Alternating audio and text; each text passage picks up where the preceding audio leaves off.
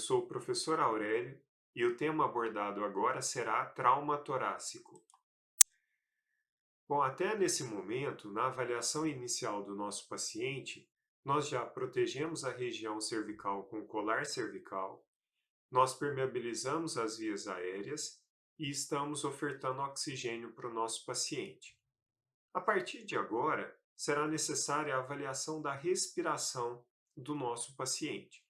Então, até no momento, a gente estava avaliando a cabeça do paciente. Agora nós vamos passar para a região do tórax. Nesse momento, eu gosto de padronizar que a gente deve imobilizar a cabeça novamente do paciente, o médico vai abrir o colar cervical e nós vamos avaliar a região cervical do nosso paciente.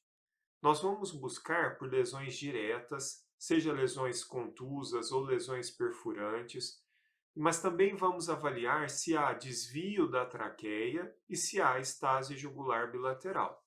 Esses sinais serão importantes para a diferenciação de algumas lesões do tórax que a gente vai ver na sequência.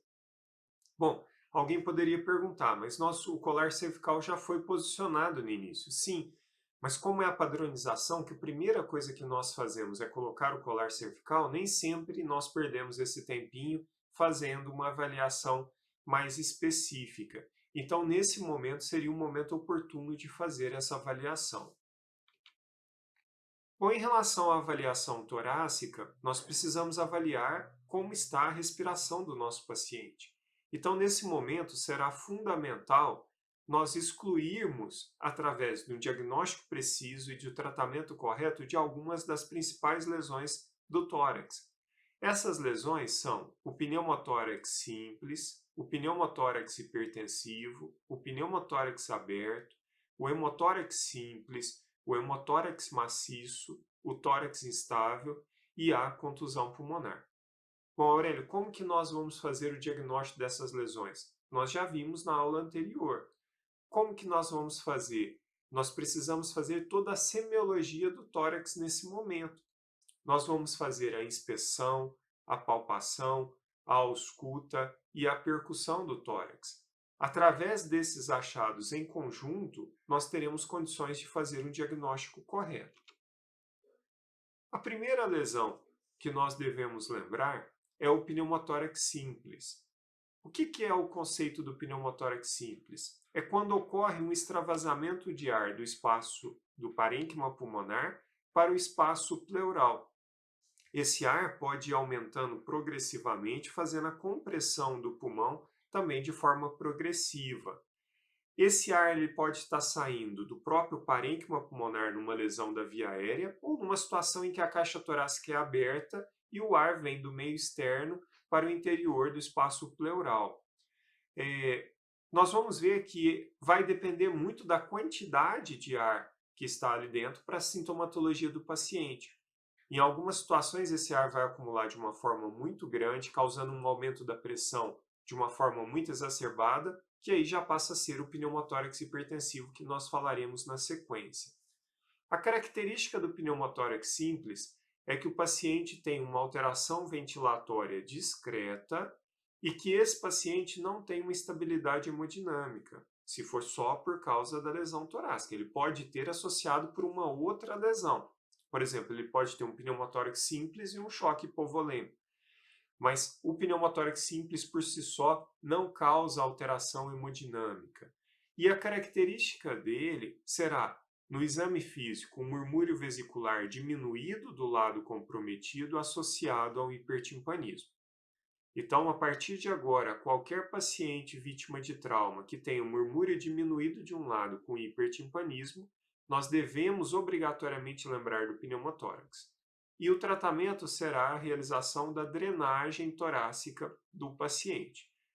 Aqui nessa imagem de um exame radiológico do pulmão, do raio-x, um raio-x de tórax do paciente, nós observamos aqui o parênquima pulmonar, bem delimitado, essa linha do parênquima pulmonar, e uma área de hipertransparência entre o parênquima pulmonar e a parede torácica. Observem que ela vai do ápice até a base, ou seja, em todo o espaço pleural tem a presença de ar.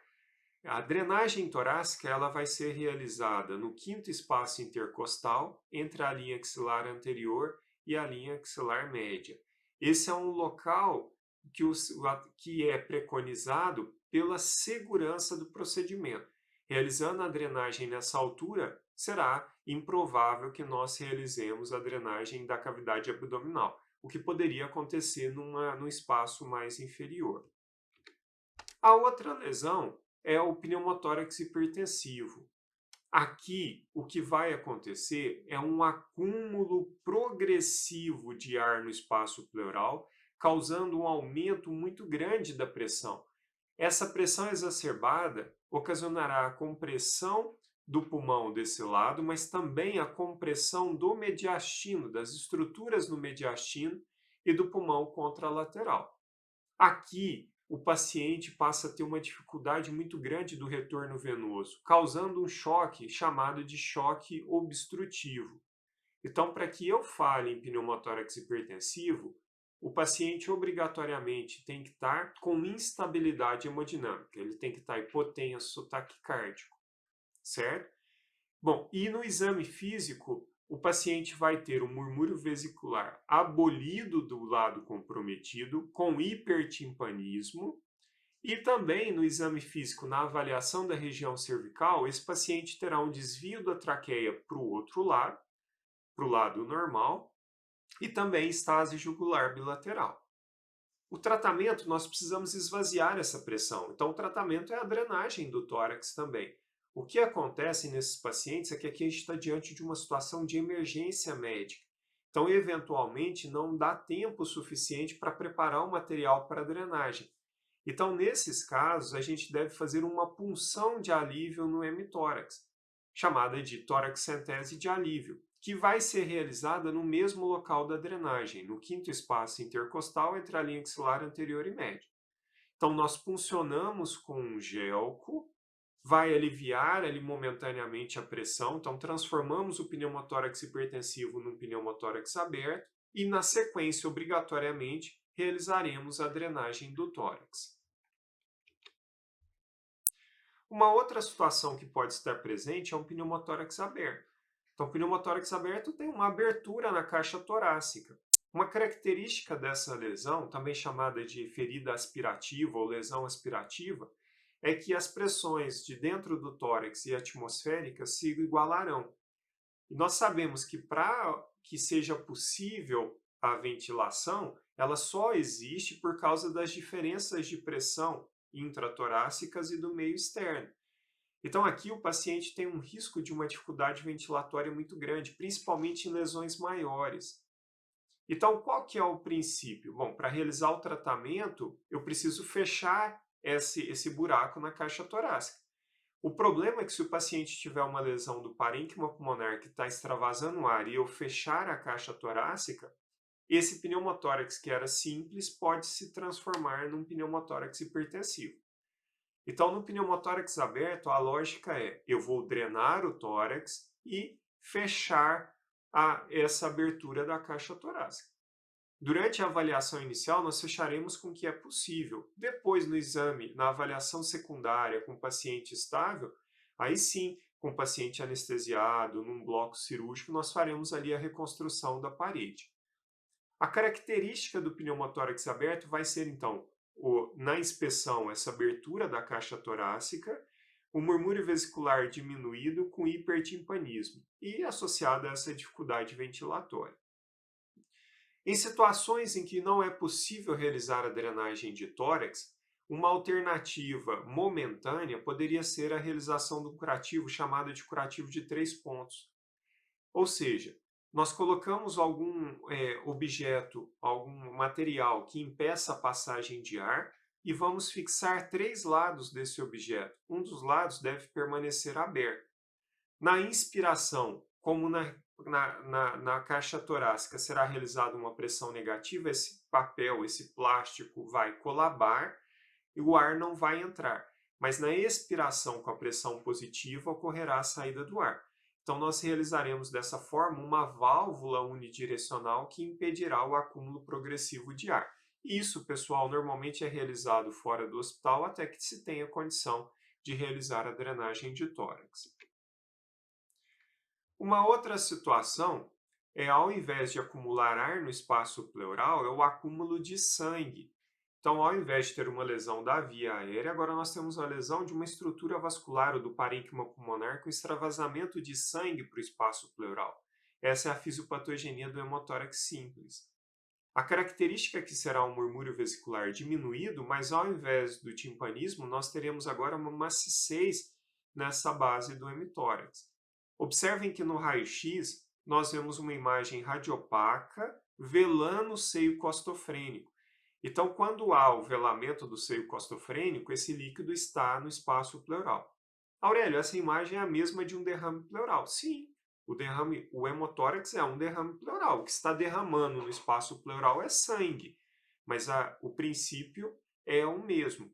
E o tratamento aqui, pessoal, será a drenagem do tórax da mesma forma. Então, no quinto espaço intercostal, entre a linha axilar anterior e a axilar média. Já no hemotórax maciço, o que nós temos é um acúmulo, mas de uma quantidade bem maior de sangue. Por definição, para ele ser um hemotórax maciço, eu tenho que ter um velamento superior a 2/3 do hemitórax do lado comprometido. Observem aqui na imagem, nós temos um velamento bem maior do que 2/3. O volume de sangue necessário para ocasionar esse velamento acima de 2/3 do espaço pleural é o equivalente a aproximadamente 2.000 ml de sangue. Então vamos pensar, um paciente que já perdeu 2 litros de sangue, esse paciente obrigatoriamente tem que estar em choque. Só que diferentemente do pneumotórax hipertensivo, eu não tenho agora um choque obstrutivo. O choque aqui é por perda de sangue, nós temos um choque hipovolêmico. Então, o paciente terá um murmúrio vesicular abolido em todo o hemitórax, associado a uma maciez difusa e um choque hipovolêmico bem já caracterizado. O tratamento aqui, pessoal, é aliviar essa pressão, então é realizar a drenagem de tórax. O problema é que quando a gente passar o dreno de tórax, vai sair no mínimo 2.000 ml de sangue. Para ser maciço tem que ter pelo menos 2.000 ml. Quando sair essa quantidade de uma vez só de sangue, é como se a gente estivesse perdendo o tamponamento ali dentro. Então, esse paciente provavelmente vai sangrar mais. Então, se a gente não tomar algum cuidado, esse paciente pode instabilizar e parar na nossa frente. Então, aqui para o hemotórax maciço, o tratamento é drenar o tórax, mas simultaneamente a gente tem que ter essa preocupação com uma reposição volêmica para estabilizar esse quadro. Então, para realizar a drenagem, já seria de bom tom que o paciente estivesse com os acessos, correndo volume, já tivesse um sangue disponível para ele. Uma outra possibilidade seria a realização de uma autotransfusão. Então, é um sistema em que o dreno de tórax, ao invés de ser conectado no selo d'água, ele seria conectado nesse dispositivo que vai filtrar, anticoagular o sangue e retornar esse sangue para o próprio acesso do paciente. O problema é que não são todos os locais que têm esse sistema disponível, mas seria uma outra possibilidade. Uma outra lesão, pessoal, é o tórax instável.